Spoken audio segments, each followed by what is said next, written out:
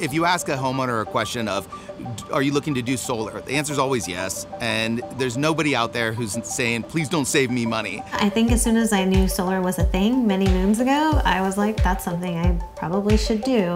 When I was working with Jen, she was looking to do solar. She was trying to find a roof that was able to do this, and we were able to provide her the only product out there that gave her the look and feel that she was looking for with a seamless, cost-effective product. Miles tended to be the main point of contact, and there was never like, oh no, you need to go talk to those people. Of course, she's dealing with woodwork, dealing with installation of the roofing products, but then in the end, she's got now a roof with a benefit, having the GAF Energy solar shingle. It feels amazing to get my own energy from my own roof. If we're able to reduce the amount of money that we're paying out to the electrical companies, that's more money in your pocket, and it's a simple way to deal with it.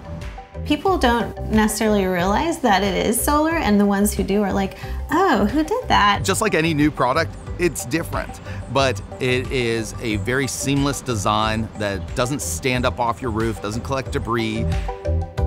It's cool to have the latest and greatest. Now when I see the glass-looking panels, I'm like, oh, that's so old school.